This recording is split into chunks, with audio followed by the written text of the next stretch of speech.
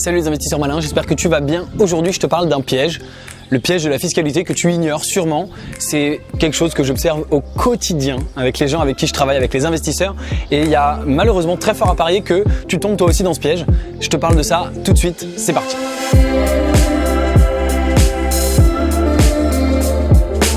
Comme tu sais, j'investis quasi exclusivement maintenant aux États-Unis. Je vais beaucoup aux États-Unis. Je travaille avec beaucoup d'Américains, d'entrepreneurs américains, d'investisseurs américains et de gens d'Américains d'ailleurs au sens large. Ce qui veut tout dire parce que la plupart des Américains, ils sont pas américains, ils sont immigrés. Le dernier fondateur dans la boîte dans laquelle on a investi, il est égyptien. Celui d'avant, il est haïtien. Donc voilà, il y a des gens de partout, mais c'est des gens qui travaillent, qui sont aux États-Unis, qui ont une mentalité américaine. Et puis je suis au contact quotidien, bien sûr, avec des investisseurs français, avec des entrepreneurs français. Et il y a une différence fondamentale au niveau de la fiscalité et c'est vraiment pour moi un piège, c'est vraiment pour moi un problème. Ce problème, c'est le suivant. Les Français, et je suis désolé parce que je fais une généralité, mais c'est une généralité que j'observe, les Français sont obsédés par la fiscalité et ne réfléchissent finalement qu'à la fiscalité avant même de faire des investissements et sont freinés dans leurs investissements par la fiscalité. Il y a des gens, alors je te donne un exemple très concret. On investit dans les startups, d'accord? Et l'investissement dans les startups, eh bien les plus-values sont soumis à la flat tax, l'impôt sur les plus-values, c'est-à-dire 30% sur tes gains. Bon.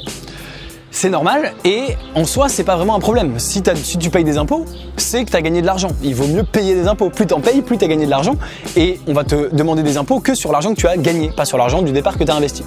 Pour autant, très régulièrement, il y a des gens qui me disent « Ah, 30%, ah bon, bah dans ce cas-là, ça m'intéresse pas trop. Je vais peut-être finalement pas investir. » Et c'est quelque chose que je trouve complètement hallucinant, complètement fou et qui pour moi n'a pas lieu d'être et c'est quelque chose que je vois que en France. C'est pour ça que je voulais te faire cette vidéo alors que je vois finalement moins de ce raisonnement ailleurs, notamment aux États-Unis. Alors bien sûr, ça vient du fait qu'en France on a par exemple des niches fiscales et donc il y a des gens qui investissent dans les startups en France et à travers le PEA par exemple et eux ils n'ont pas d'imposition. Ok, mais je voudrais faire un parallèle avec quelque chose que tu connais sûrement, c'est les niches fiscales en France dans l'immobilier.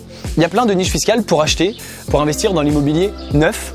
Et puis quand tu investis dans l'immobilier ancien, eh ben t'en as moins ou t'en as pas en général. Et il y a des gens qui font effectivement ces achats immobiliers neufs, qui profitent de cette fiscalité intéressante et avantageuse. Mais en général, alors il n'y a pas de règle absolue, mais en général, finalement, c'est des moins bonnes affaires, des moins bons achats sur le long terme que d'autres investissements dans l'ancien où il n'y aurait pas eu d'avantage fiscal, mais où on aurait fait finalement une bonne affaire. Et donc moi à titre perso, et c'est l'avis de beaucoup d'investisseurs dans l'immobilier, c'est peut-être pas partagé par tout le monde, mais c'est l'avis de beaucoup, personnellement, quand j'investis dans l'immobilier, j'investis dans des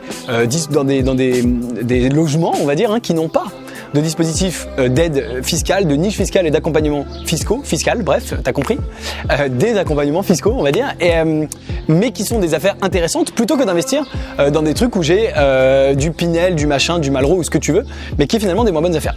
Eh bien, je pense que t'as compris, donc je m'arrête là. Dans l'investissement dans les startups, c'est finalement la même chose. C'est-à-dire que les investisseurs qui me disent, moi je préfère investir en France pour pas payer d'impôts sur la plus-value, pour faire le PEA, au lieu d'investir dans la Silicon Valley, qui est le plus grand créateur de licorne, de valeur, etc., et le plus grand créateur de richesse pour les actionnaires, pour les entrepreneurs au monde. C'est là d'où viennent à peu près la moitié des licornes du monde, elles viennent de la Silicon Valley, et l'autre moitié de Chine, de France, il y en a quasiment pas.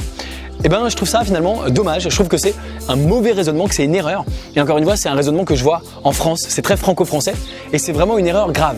Donc la fiscalité, il faut pas pour autant l'ignorer. La fiscalité, c'est important. Si on peut optimiser, il faut optimiser. Bien sûr, c'est évident. On va pas payer des impôts pour le plaisir de payer des impôts, ça n'aurait aucun sens.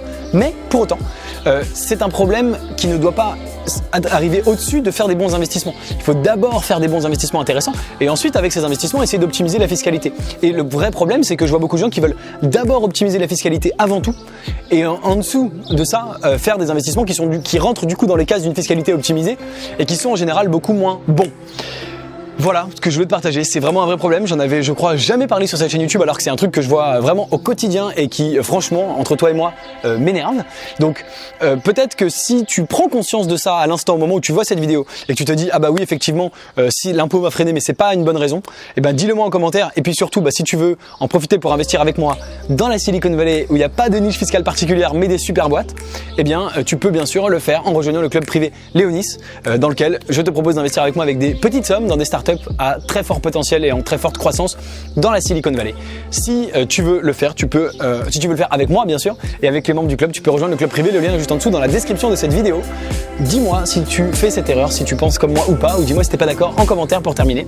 Et puis moi je te dis à très bientôt pour une prochaine vidéo. Si t'es pas encore abonné bien sûr en attendant à la chaîne YouTube, tu cliques sur le bouton s'abonner juste en dessous. Ciao ciao.